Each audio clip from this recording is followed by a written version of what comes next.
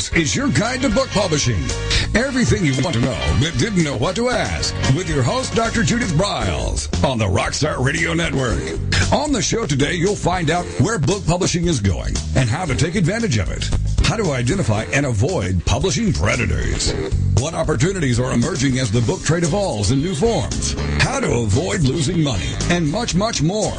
Join us now as a variety of publishing pros will deliver insights and strategies to take the author to the next level of publishing. It's your guide to book publishing. Everything you want to know but didn't know what to ask. Brought to you by Author U and the Book Shepherd on the Rockstar Radio Network. And now, here's your host, Dr. Judith Briles. Well, top of the day to everyone. As always, on your guide to book publishing, we look at all kinds of venues and avenues and ways and methods for you to really expand. I guess maybe we should say to first embrace and get tuned into author success, but to really expand your author success so your books will rock and roll, whether it's one book or you have a gaggle of books coming along. And with me today is Bret Ridgway. Now, Bret's been with us before. He is the co-founder of the Speaker Fulfillment Services. It's a company dedicated to helping authors and speakers, so it could be author fulfillment services. His unique behind-the-scenes perspective as the fulfillment provider, and we're going to get into fulfillment just for books, but also other products here. But he gives you choice of working with a variety of ways and methodologies. They can produce them, they can package them, they can get them out there. But what we want to do is tie into the beginning of this with what Bret brings to the party, certainly as one of Author U's sponsors, and he will be at the Author U Extravaganza in May, so you definitely want to chat with him. But we're going to talk about just setting up on writing the book and what he sees from his perspectives, some of the mistakes that they get into. And his real goal is to help you grow your business as you, the author, and in many cases, publisher, look for it. Because both Bret and I do share our perspective is there's just too much book pollution out here, that there's just too, as in millions, of books that are just don't meet the mark. And what happens is it muddles it up. There's a lot of mud. How do you break through the mud? How do you rise to the top so that your bubble won't burst and go away, but will continue to soar into the stratosphere? So let's welcome Bret. Hi, Bret. How are you? Hey, doing great, Judith, and I want to thank you for having me back on the show. Have I told you how much fun it is to be on the show with you? No, but I like fun. You know I like fun, Bret. Well, you're just so passionate about helping people, and so it's just always fun to talk with you, and I enjoy sharing with your audience. So let's get rocking and rolling, as you say. Yeah, well, one of my philosophies is that I don't mind working hard. I mean, a lot of our listeners may not know I work anywhere from 70 to 80 hours a week, but I really love what I do. And if you love what you do, the passion's there, the joy's there, that you can do that. But I've got to have fun and play with it. And if I can't have fun with the work, it becomes a job, and I don't want a job. So that's where I come from. But let's jump into what's your take on how a lot of authors get into writing that first book, and what mistakes do you see, snafus, as we go along here? Well, I mean, I think to me, Judith, one really needs to take a long, hard look at when they're thinking about writing that first book or second book or whatever, about what the purpose of that book really is, because that can really frame how you want to write it to a great extent. And I'm sure you've talked about this before on your show. But, I mean, as you know, I have written 3 books, and my purposes for writing the books were specifically from the standpoint of establishing myself more as an expert, our company as an expert, so that when you needed product fulfillment services, we would be the logical choice because they're obviously the experts in the subject. They wrote the books about it. And so it was never done from the standpoint of I'm going to go out and sell millions of books or whatever and become a best-selling author. It was more about credibility, and I mean, we give books away far more than we sell books for our business. I mean, anytime a new prospect calls us up, within a week, they're getting a packet from us that includes a copy of my book, The 50 Biggest Mistakes IC Information Marketers Make. And it's all about the credibility for us. Which is critical. So from the get-go, what authors really need to understand, and it's one of the questions I always ask, why are you writing this book? Is it for credibility? Is it to expand your expertise? Is it to make a gazillion dollars? Is it become the go-to person the media want to comes to? Is it to stroke your ego? Let's be honest, because that's what a lot of them do. It's just to stroke your ego. And is it for a legacy book, just really for a very small group of people, which I've worked with authors in that. I had one who was a judge, his wife, surprised, which was kind of cool, the longest sitting federal judge. A legacy book, and it was only going to be 200 copies. We always knew with it. So we knew where we were going. It was loaded with both professional and family pictures, but it was really a project of love. It was a project of love, and it was a pleasure to work on that. I mean, I loved working on that project. Well, I think it's important to know that there is no right or wrong answer in this, and any of them are fine reasons to write a book. Just be clear going in what your reason is, because that will affect how you probably put it together.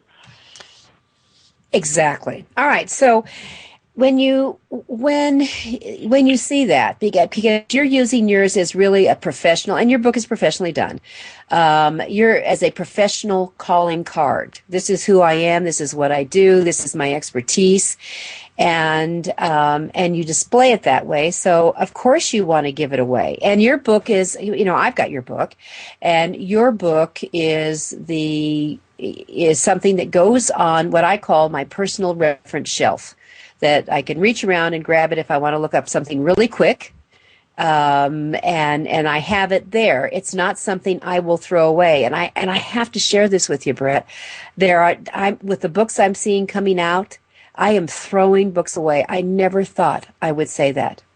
Well, that's hard to do, isn't it, Judith? It breaks my heart, but I have now, with some of these crappy-looking books, and that's what's happening, the quality, and it's both external and internal. The poorly designed, the poorly done. It's like if you don't put the dollars into getting a professional edit on a book, that it says to me, you really don't give a twiddly-dit about me as the reader and how I'm going to read it. I don't care if it's an e-book or a p-book. Is that a technical term, Judith? Twiddly-dit? Twiddly-dit. Twiddly-dit, yes.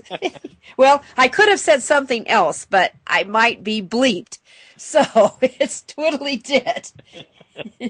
So if you don't give a twiddly-dit about me as the consumer and the reader, you know what? I don't give a twiddly-dit about you. And I have stood when I see some of these books come in, and I thought I won't give them to the library because they're going to say, "What the heck?" And they go in their trash bin.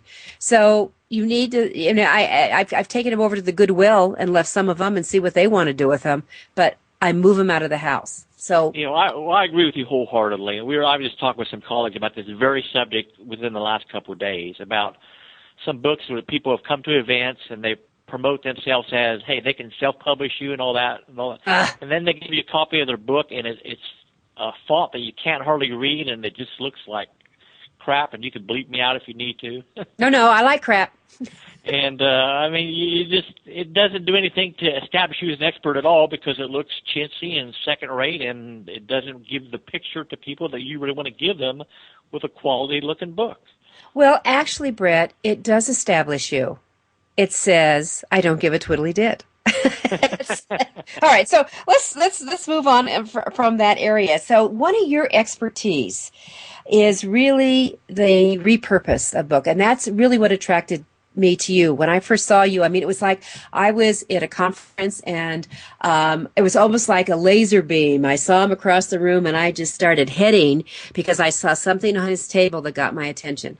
And it's one of the products, the services they provide. But authors really should think from the get-go is, okay, so I've got a book. However I created it, whether it's P or E or V, could be video, however I created it, what else can I do? So let's talk about repurposing. What are all the avenues you're seeing that authors are going on that repurpose mode? Well, one thing that I'm starting to see more and more today, as I'm sure you are, Judith, is people taking their book and even subdividing it down into smaller chunks and then using it on Amazon as lead generators for their regular book or for bigger, higher-end products. Yes. And so, I mean, repurposing is a hot phrase in information marketing. It has been for a few years. And it's all about what else can you do with something you've already created rather than starting from scratch every time. And I always say that your content should be your marketing.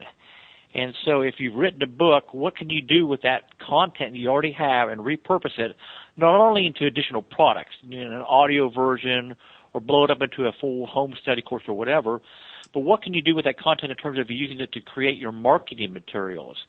And so, you subdivide those chapters and pull out the key points and turn those into articles or special reports and put those out there, again, as a lead generation magnet for your full book. And there's just so much you can do, and people always start from scratch, and it's just like beating your head against the wall. And so take what you already have and create additional products with it, turn it into your marketing, and you'll come out way ahead in the long term of being a more effective marketer for your book. And you know, Bret, you make an empire, and I'm going to tell our listeners, I'm going to give them a perfect example. One of my clients I worked with is Dr. Michael Lamb. Michael Lamb happens to be one of the leading global experts in an entity called adrenal fatigue syndrome. And I have to share, by the time I was done with the book, I told Michael, I have BFS, book fatigue syndrome. I was so exhausted, but what we created was amazing because his book, which was quite a tome, I said, you have more than one book. So this is a repurpose deal. And we ended up creating 15 more products. There were major divisions in that book that we then divvied up into POD and then the ebook. And then there were separate chapters, 9 that were standalone babies. If you all go to listen to, and we're going to take a break here in a few seconds, but if you go to drlamb.com, I want you to just view through. We have the big main book, which is a tangerine orange cover. Every other book is a different shade of that, but it's branded totally. It's hugely successful for him. He never thought of it. That's the repurpose. We're going to be right back. My guest is Bret Ridgway. We've got a lot more to talk about in the repurposing.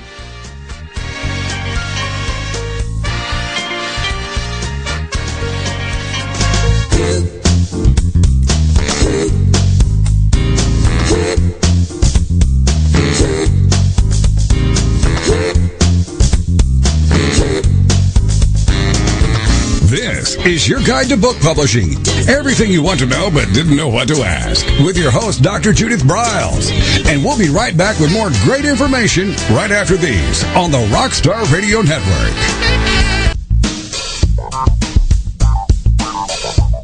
Is there a book in you or another? Author U will show you how to create, develop, and publish your book without being hoodwinked.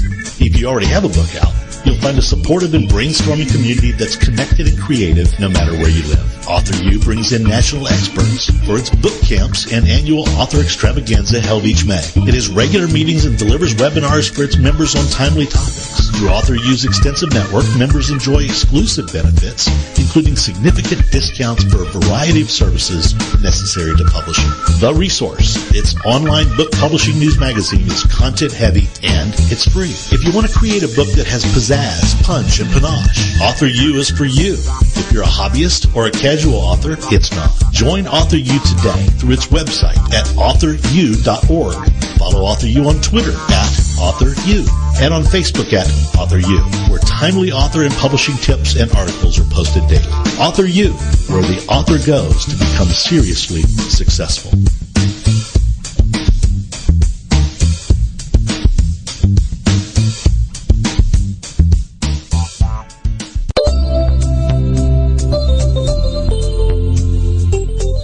Change the way you publish online. WaveCloud is a new form for authors to manage all their books' information in one place from start to finish, including pricing and listing summary. To learn more or sign up for email updates, visit wavecloud.com.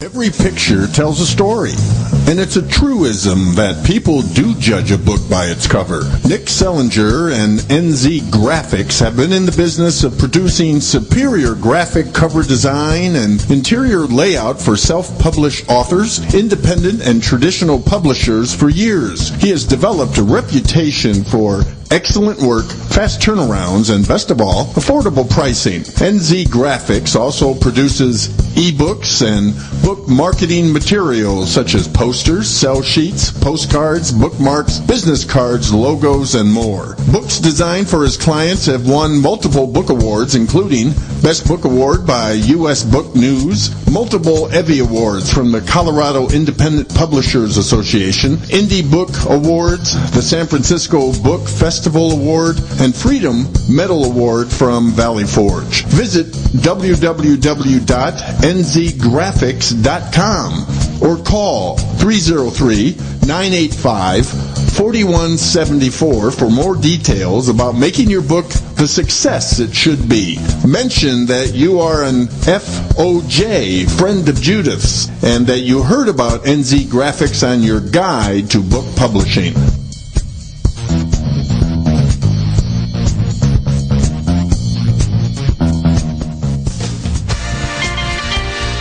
Welcome back to your guide to book publishing. Everything you want to know but didn't know what to ask on the Rockstar Radio Network. If you want to write and publish a book, if you want to be successful as an author, your guide to book publishing, everything you want to know but didn't know what to ask, is for you. Stay tuned and you'll hear about statistics, scenarios, and strategies on what to do now to get you published. So let's get back to the show. And here again is your host, Dr. Judith Briles.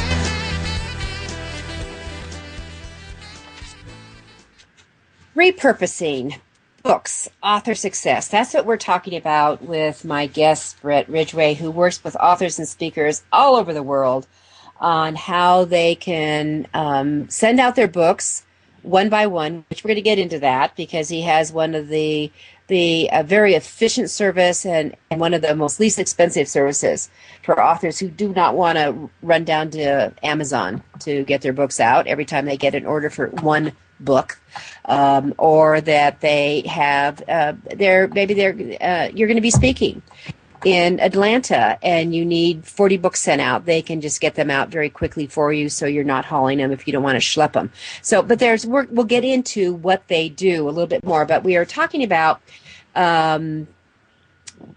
repurposing a book. So, and I mentioned Dr. Lamb's book. So the book is called, and I would encourage you go to Dr. Lamb's site so you can see the whole kit and caboodle. But it's drlamb.com. And the master book, the mothership, as we called it, the mothership book was Adrenal Fatigue Syndrome. And the subtitle's Reclaim Your Energy and Vitality with Clinically Proven Natural Programs. So it's a big book. It's like a mini telephone. And that as he put it together, that as we worked with it, I really felt that you needed to have a breakup in doing that, and there was just some really natural deals. So we really, in the parts, we broke them each up. We have a book just dealing with lifestyle toolboxes. We came up with different names for it. I actually wrote the introductions for each of them to move into it, to segue it, and they have their own unique back covers. But each one of the covers then there's 5 subset books, big books that, ran 120. One goes up almost to 200 pages because we added on more material to it, but it has different colors. So the mothership book is this mango tangerine, and then there's teals, and there's fuchsias, and there's purples, there's pinks, there's blues, there's, just think of the rainbow here. And fuchsias, as each one is separate, but clearly because of the spiraling, it's very, very different. And the cover is very contemporary. It is not like a regular metal book. And in fact, the cover designer said, "How did you talk him into that?" And I really pushed to break away because I wanted to have the thumbprint look well when people were shopping, and it stood out, and it does. And then what we did is there were several chapters that did not go into the baby books, and they became mini books. And we had mini, micro, and all that, and they became the minis. and those only were in ebook format, where the subsets were in POD. They could get them that way, and then in ebook, and then the others were just in ebook format.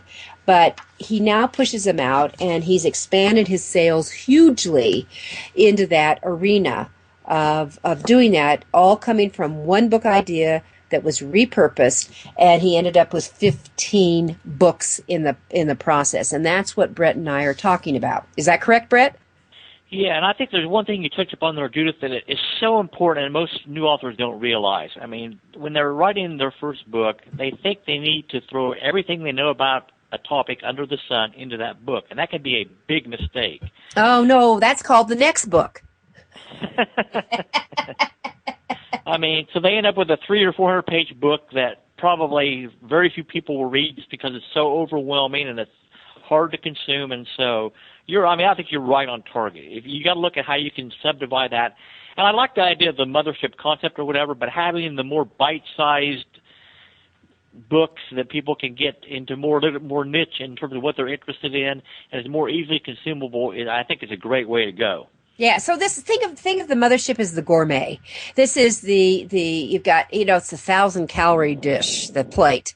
But then you have, when you go into the mini, is now you're into the a la carte side of it. And when you go into the micro side of it is when you're into just a taste of it. And if you'll think of it that way, you'll expand what you offer. You really do enhance and build your credibility. So wouldn't it be much better? I mean, really, if you're learning, we have an ego here, if you're talking about your credibility, expanding it, wouldn't it be much more fun to say, instead of saying, I'm the author of blah, blah, blah, blah, well, I'm the author of blah, blah, blah, blah, blah, plus 14 other books. Which one would you like me to talk about? Which one would you like to feature? Much more impressive. And the fact that you have that many more marketing pieces out there, essentially giving people additional ways to find you, so that if you have the back-end products or services or higher ticket items, there's just not one book they can find you by. Now they have 15 different ways they can conceivably get into your funnel, and you can begin selling them other things. Exactly. And the funnel is what it's all about. All right. So what should let's talk about, if I can segue here, can we talk about audio a little bit? Because I know that you have reproduction capabilities for audio in your studios, correct? Yeah, we do a lot of CD duplication. Now, we're not the masters of the audios, but a lot of people take their book and turn it into an audio product, and there's just some simple things they need to think about if they're doing an audio version of their book that can impact not only their cost to produce it, but also, the consumability of that audio version of their book for their end consumer. Right. Now, go ahead. Sorry. Go ahead. So how do we make it consumable? Well, one of the things that people need to think about when they're doing an audio book is what format do they want to deliver that audio to the customers in? Now, that can be digital downloads. It can be on CDs. It can be within a membership site. I mean, there's all sorts of different ways that conceivably you can deliver that. But let's assume you want to deliver it in the form of a CD. Well, MP3 is a common file format for audio CDs these days.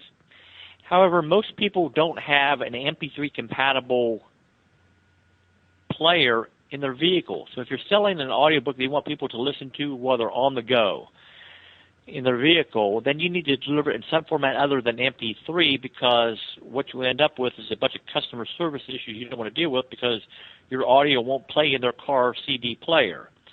So typically the format you want to deliver your audio in is what's called WAV, W-A-V format files, or CDA, which I think is compact disc audio.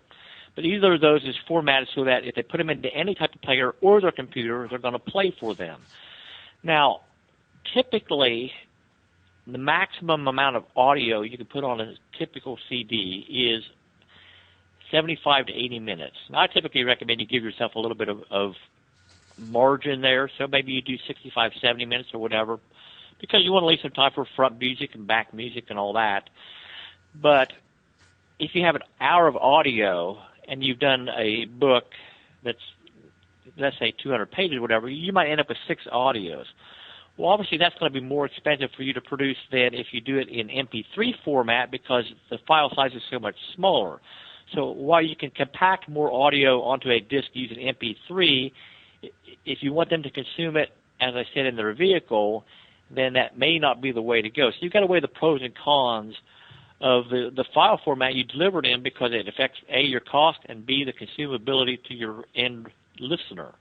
So what I'm hearing you say, Bret, because this is actually the first time someone's really opened this up to me, because I've got CDs, and I thought CDs were CDs. So you're saying that when they're produced, or correct me if I'm incorrect, that if they're produced, they need to be, the savvy author would make sure that they're WAV or CDA compatible on the CD. Is that correct? Correct. Okay. Now, if you're delivering audio online, either a download or through a membership site, then definitely you want to do MP3. The file sizes are smaller, they'll download more quickly and all that. But if it's on a physical disc, that's typically not the way you want to go because of the consumability issues. Now, I'm not saying you can't deliver MP3 discs to people. That's fine. But you better have very clear instructions on your disc label and on your disc packaging. Hey, this is an MP3 audio. Play it in your computer or an MP3 compatible player. Because, again, otherwise you end up with somebody calling you up and say, hey, your CD doesn't play. What's going on? And you just don't need customer service issues like that if you can avoid them. So what you're saying is this is a savvy tip, you want to make it clear on your packaging what it goes into. This is compatible for your computer, this is compatible for the roadway, or something like that. Yeah, and it could be a data CD, a data DVD, but you better have clear instructions as to how to consume your information, regardless of the format it's in, so that your customer service costs are lower and you have a happier reader or listener.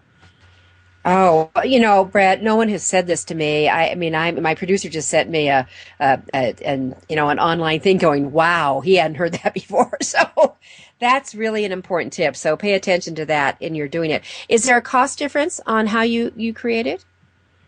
Not really a cost difference in terms of how you create it. It's just the fact that you can get a lot of content on the one MP3 disc, but if you deliver that in a CDA or WAV format, it may take you 4, 5, 6 discs. So you have higher hard costs in terms of physical products. Great. All right. We're going to be right back. We'll get into this a little bit more. Good information. My guest is Bret Ridgway.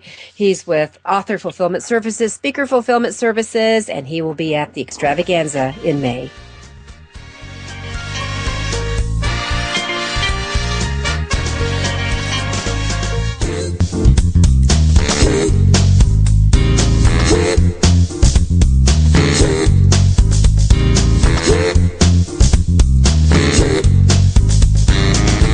This is your guide to book publishing. Everything you want to know but didn't know what to ask. With your host, Dr. Judith Briles. And we'll be right back with more great information right after these on the Rockstar Radio Network. Since 1987, Color House Graphics has set the standard for quality book production. Whether you decide to print a small quantity of books or need a large print run, depend on Color House to help you. You'll receive professional help and advice the moment you reach one of our representatives. If you mention hearing about us on your guide to book publishing with Judith Briles, we will provide you a discount on the first order you place. To speak with a project manager, call us toll-free at 800-454-1916 or visit us at www.colorhousegraphics.com.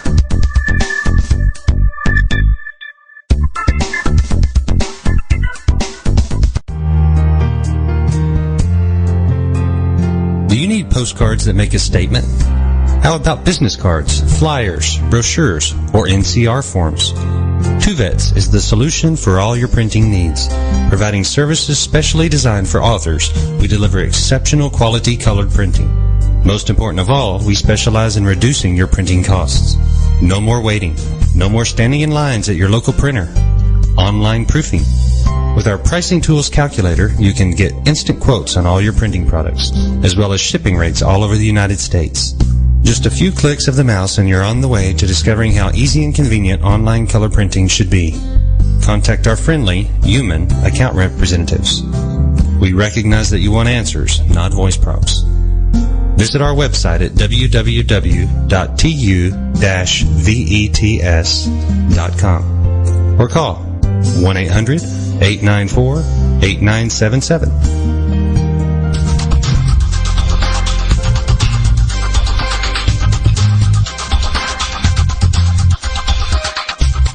When Ned Thompson and Harry Shore started Thompson Shore in 1972, they believed employees with great character would make up the best company. They were right. They hired people who were not only experts in bookmaking, but who were obsessed with quality and delivering exceptional customer service. Almost 40 years later, Thompson Shore remains a 100% employee-owned company. Ned and Harry knew that successful customer projects are a direct result of empowered employees. We specialize in all books for large and small publishers, creating beautiful and well-made books. We're dedicated to pleasing our customers by making the experience a good one from start to finish. The personal touch we have with our customers allows us to be innovative in solving their most difficult challenges. Our platform also ensures that we can remain flexible to meet our customers' unique needs and expectations. Our marketing kit can create buzz for your title, enhancing the promotion of your book during infancy. When you need to test the market to gauge your future sales, we can provide digitally printed books that will transition seamlessly into a larger offset run. From ebook to hard copy to delivery, our skillful customer service teams are at the ready to answer your most pressing question. At Thompson Shore, we know that making the highest quality books requires more than just best technologies. It requires superior customer service, professionalism to the trade, and commitment to environmental and social values. With these standards of excellence in place, you can be sure that we will always help you put your best book forward.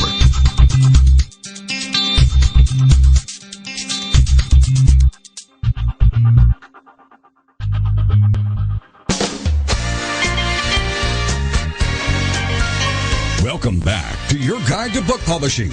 Everything you want to know but didn't know what to ask on the Rockstar Radio Network. Coming up, you'll hear more about statistics, scenarios, and strategies on what to do now to get you published. So let's get back to the show. And here again is your host, Dr. Judith Briles. Well, as always, we have one of our sponsors share some information, and Author U and the Book Shepherd are sponsors. And since I get to wear the hats here, that I do want to let everybody know about the Author U Extravaganza, which is only a few months away. It's going to be in Denver, Colorado. It is the place where authors who want to be seriously successful will park themselves for 3 days.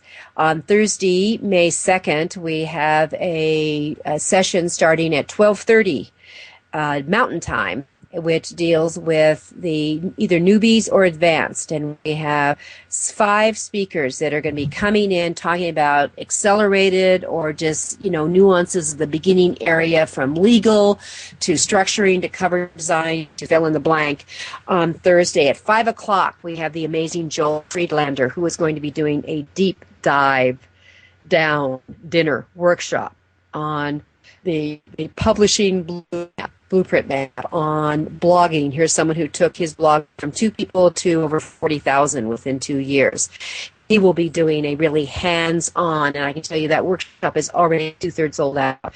On Saturday, the amazing Guy Kawasaki, who was the chief evangelist for Apple Computer, who has had multiple New York Times best-selling books, who has now created his own publishing company, and he has birthed APE, author, publisher, entrepreneur, who will be our opening keynote, and everyone in attendance will get a copy of APE.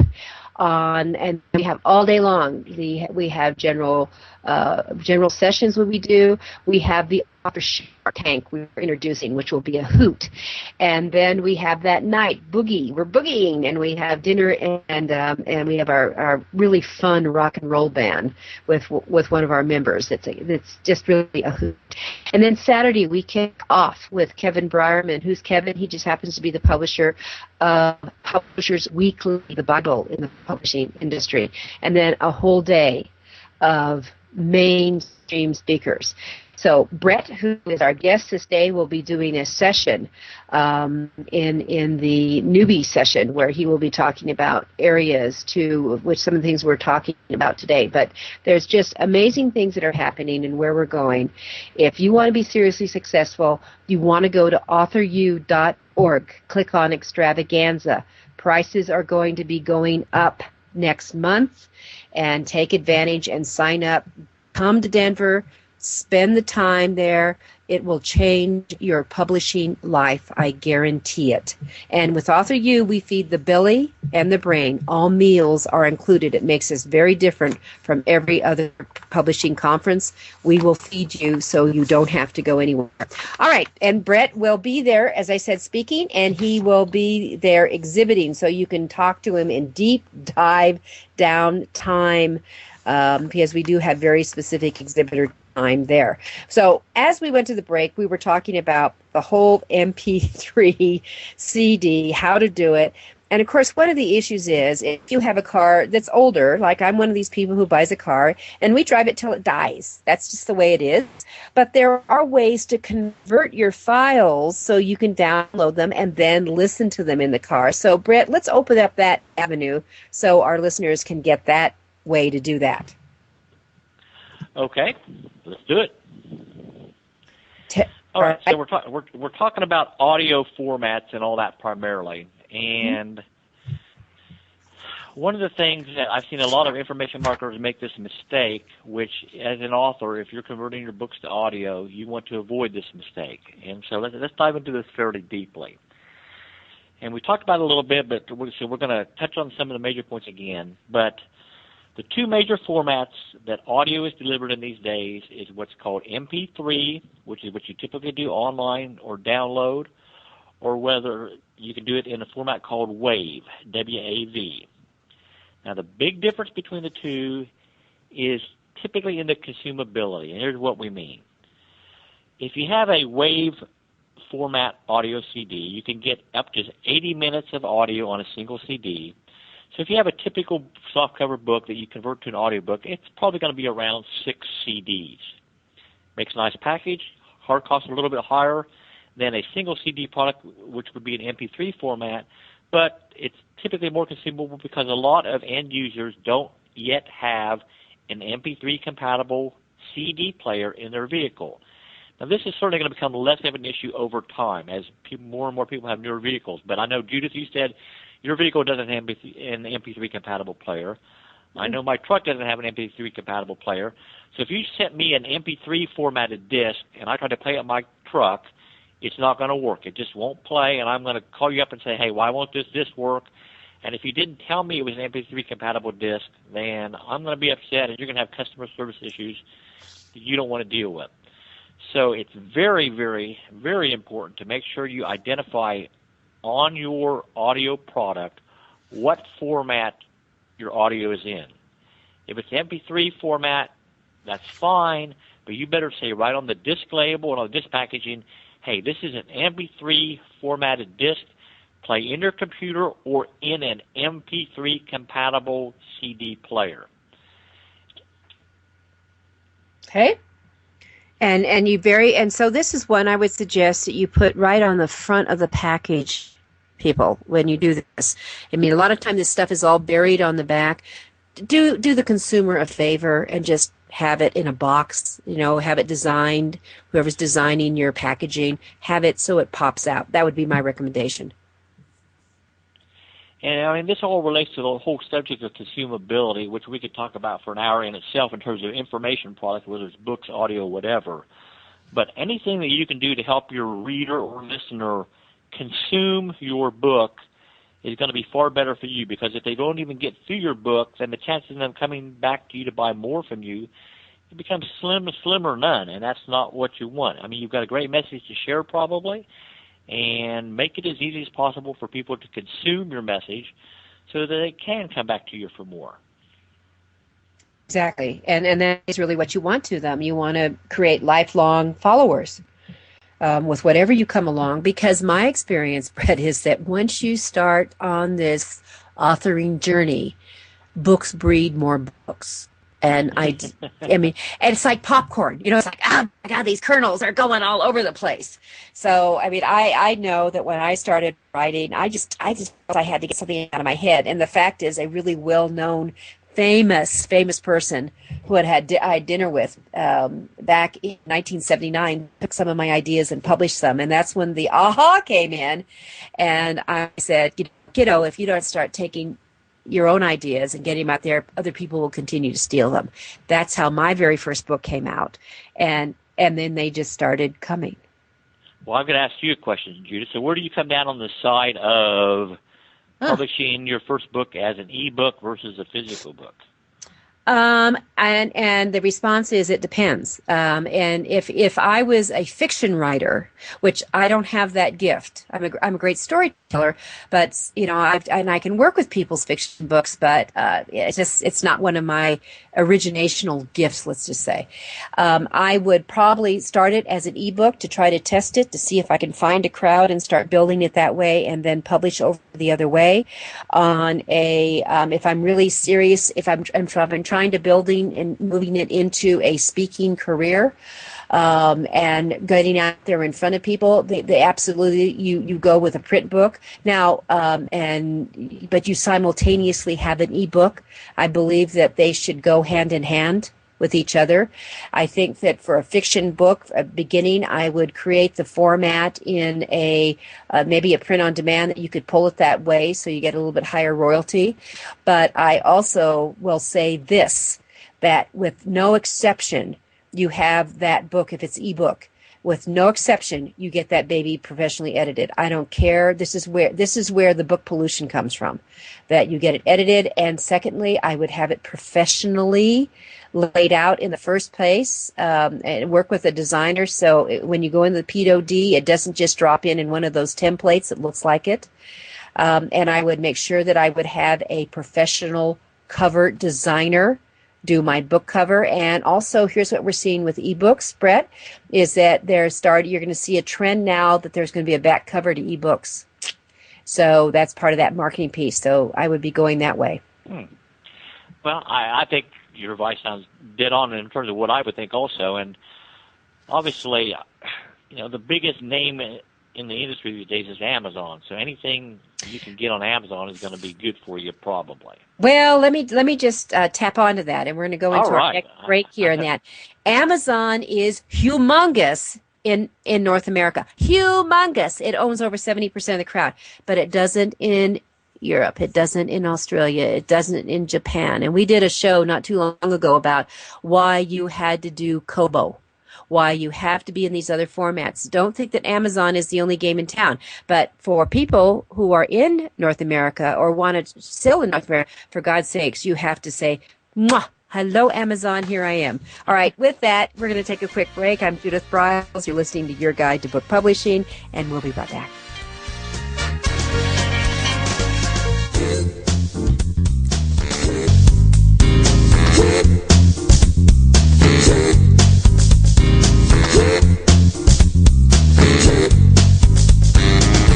This is Your Guide to Book Publishing. Everything you want to know but didn't know what to ask. With your host, Dr. Judith Briles.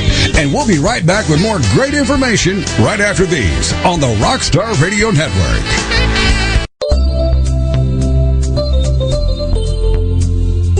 Writing and reading are moving to the cloud. WaveCloud represents a whole new community for writers and readers to connect, communicate, evaluate, and share. Writers hone their craft and build their business. Readers build their favorites. Sign up for updates at wavecloud.com.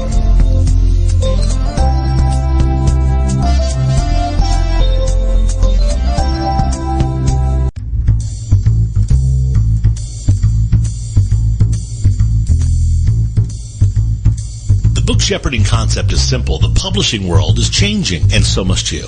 You need an experienced shepherd and a guide to partner with you as you create, strategize, develop, publish, and achieve your publishing goals. You can't do it alone without paying the price. You can spend your money creating a book that turns out to be so-so, or you can create a book that looks and feels classy, builds your brand, and is a financial success, a bestseller. It's your choice. You choose. You need the book shepherd.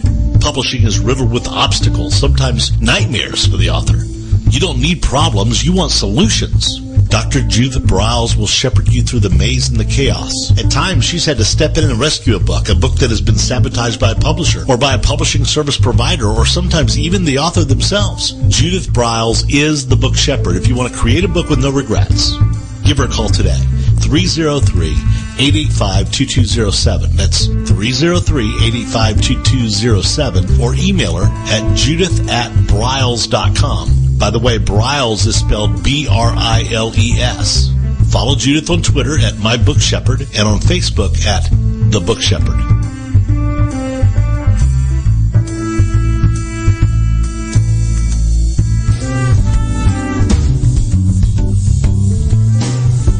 At Total Printing Systems, customer service is our priority. We are located in Southern Illinois. Our employees have an average of 18 years experience and know that customer relationships are important to our continued success. We have been a short-run book printer for nearly 40 years and always stay at the forefront of technology. Our niche is from 1 to 5,000 copies. Today, we offer digital, black and white, and 4-color high-speed inkjet printing, a cost-effective way to introduce color into your short-run titles. We, of course, offer traditional offset printing as well. Bindery is done in-house, from adhesive case binding to PUR perfect binding to mechanical binding of all types, including side sewing. We provide warehousing, kitting, distribution, inventory management, a new print-on-demand facility, streaming browser-based ebooks, and bookstore. Call us at 1-800-465-5200 for a quote on your next book project. You can also visit our website at www.tps1.com. Welcome back to your guide to book publishing. Everything you want to know but didn't know what to ask on the Rockstar Radio Network. If you want to write and publish a book, if you want to be successful as an author, your guide to book publishing, everything you want to know but didn't know what to ask, is for you. Stay tuned and you'll hear about statistics, scenarios, and strategies on what to do now to get you published. So let's get back to the show. And here again is your host, Dr. Judith Briles.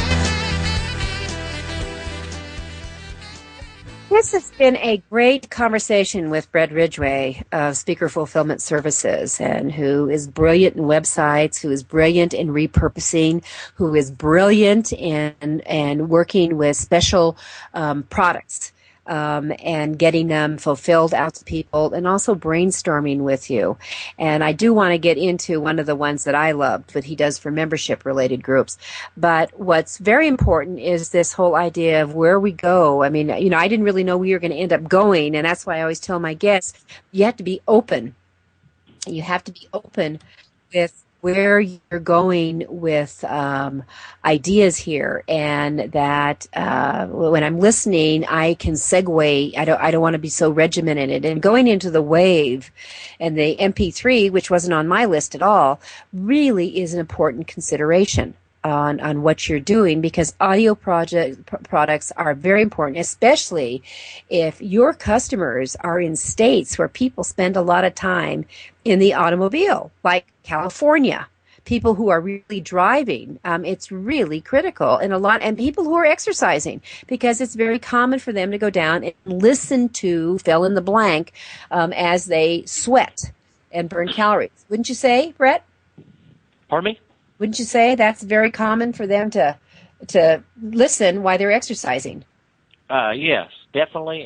And I mean, one of the things I've heard people talk about before is, if you can make your product in a format that they can consume in more scenarios, so in other words, make leisure time learning time in some way, then the better off you're going to be, and typically the wider audience you're going to find.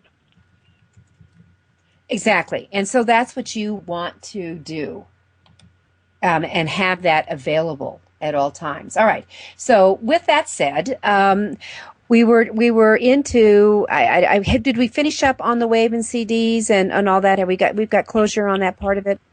I think we have closure on that part of it, Judith. All right. So I want to segue then, and I want to go into the whole area of some of the other things that you do, and that what really attracted me, because I told you about my laser focus and what was going on.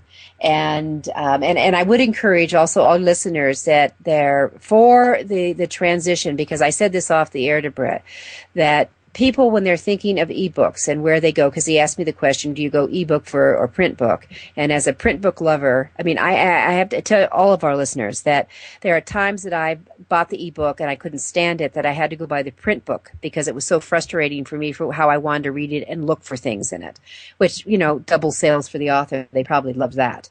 But it also is a thing to say about formatting and how it lays out. And sometimes you need to present a little bit better. I think ebooks are great for fiction, but sometimes for business stuff you're looking for, I have big reserves for that.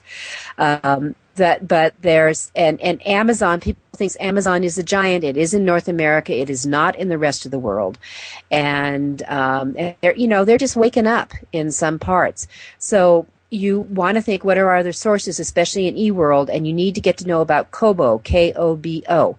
Now, we did a show, and if you go to iTunes, or you go to the Rockstar Radio Network and you click down on your guide to book publishing, you got to scroll all the way down for shows, because why is it the bottom of the list? That you will click on the whole amount of choices.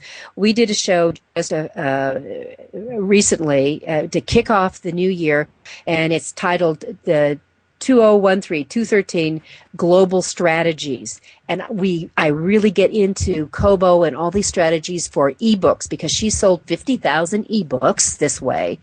And she's originally from Australia. She's based in London. So we had her on as a guest from London, and we went into Kobo and other strategies. So I would encourage you all to listen to it.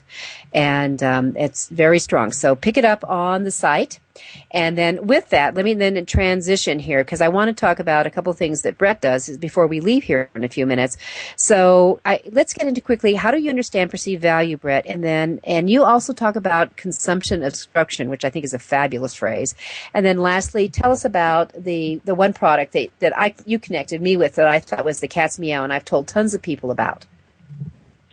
Well, let's talk about consumption obstruction first. And we touched on this a little bit earlier, Judith. And that's when you're laying out your book. I mean, one of the things that drives me nuts. I mean, you go to a bookstore, and I love to browse bookstores. I go to the marketing books typically, and I pick up a book and I start thumbing through it, and I see that the first chapter is 45 pages long. Well, I don't even want to start reading the chapter if it's 45 pages long. I mean, people consume books, at least I do anyway, and I'm sure you probably agree, in bite-sized chunks. So if you have a book laid out so that every time they pick it up, they can get through another chapter, whether it's, who is it, Patterson does 2-page chapters sometimes, but, 5, 6, 7, 8-page chapters. And then people say, oh, I'll read another chapter. It's only 8 more pages. So they keep moving through your material. And if you have a 20 or 30 or 40-page chapter, you're really obstructing the consumption of your book. And you need to think about that ahead of time in terms of how you're going to break things so that people are inclined to want to pick up and keep reading. You like to sit down and read a chapter before you go to bed. Well, it's a lot easier to read 3 7-page chapters than to sit down and stare at a 20-page chapter and think you're going to get through it. And the same type of concept applies to audio products. I mean, if you record an audio and you deliver it as one straight 60 or 90-minute shot, people may not have time to get through the whole thing. And so you need to break it in tracks and make it easier for people to come back in and pick up where they left off. And any type of information product has this whole general concept of consumption that you've got to think about going in, because obviously the easier you make it for people to consume your information, whether it's book or audio or whatever, then the chance of them again coming back to you and buying more from you is greatly enhanced. So that's where I coined the frame consumption obstruction, and I think it really, really applies to books, and most people just don't think about it at all. Well, they need to think bites, and they don't do that. And I've got an author who had a humongous chapter, and I just said, JV, we need to cut this baby in half. Here's where I think your natural segue is. And he really fought me, but people need to understand, by page 18, bang, it's gone. If you don't have them if you're not so deep dived into this book and committed to that book is closed off. And the other thing that we found with books is a lot of times an author will put their heart and soul into the introduction. And here's what happens in prefaces and introductions. unless it's for fiction, it's different. If there's a prologue for fiction, they read it. But for a lot of times with forewords and introductions, it's a skim thing, and it could be absolutely the major setup for your book. Hey, make it chapter 1. Make it chapter 1. Don't waste your valuable words. Okay, that's my thought on that. All right, now when we're talking about the concept of perceived value, Judith, I mean, I think most people would agree. When you think about a typical book, the perceived value is $15, $20, $25, because that's what we've been trained throughout our entire life, is that you pay for a book typically, which is fine. But if your book is just part of the overall information marketing empire you want to create, then when we talk about repurposing, repackaging, and all that, you can take the exact same content, package it differently, and have a much higher price point that you can sell that at. And people just sometimes fail to grasp this. So that $15 book, if you're selling an audio format, it may be a $30 or $40 item easily or more. But if you take that exact same book and, let's say, rather than publishing it in a soft cover 5.5 by 8.5 format, you blow it up into 8.5 by 11 pages and put it in a 3-ring binder, now it's more of a home study course in the mind, and you can charge $67.97 or more. So the content's identical, but just because of how you formatted your information, you change the perceived value of it. Add some audios to it, and now maybe it's a $2.97 or $3.97 product. Again, same content, but just because how you package it, and by adding in additional learning modalities within the same product, then you can command a higher price point in the market. And this works best certainly with hard topics, meaning, how to make money or learn a specific skill or whatever, than it does softer topics like relationships and things like that. But perceived value is a concept that, in my opinion, is so critical to understand that if you don't think about it ahead of time, then you probably limit your opportunities because you're only selling a $15 book rather than all the other things you could do with that same content. I have to tell you that, and we have just a minute and a half to go, because I wanted you to talk about the CDs that you do very quickly. But when I have a new book formally popping in March called Author U, Y-O-U, creating and building your book, author and book platforms. And I actually priced that book at $45. And people went, whoa, well, it's landscape, it's full color throughout, it's all this. Actually, we're going to bring in a CD and slam it in on the back. I'm going to move it to $85. And I said, if I had this in a 3-ring binder, my darling, it would be $297. This is a key foundation to creating huge success. I've done it. I know it works. So, Bret, very quickly, 30 seconds, tell us about your the CDs that you do, the reprinting. All right. Disc Deliver, DISCDeliver.com, is a program we created for marketers that are doing either free plus shipping CD offers or monthly continuity programs where they're sending their members a CD or DVD each month. It's a print-on-demand service. It's a custom self-mailer containing your CD or DVD, and it's done all-inclusive, $5.99 out the door for the disc, the mailer, the postage, and everything. Wow. All right. You want more? Go to speakerfulfillmentservices.com. My guest is Bret Ridgway. Fabulous program. We'll be back with you next week. It's Judith Briles, your guide to book publishing.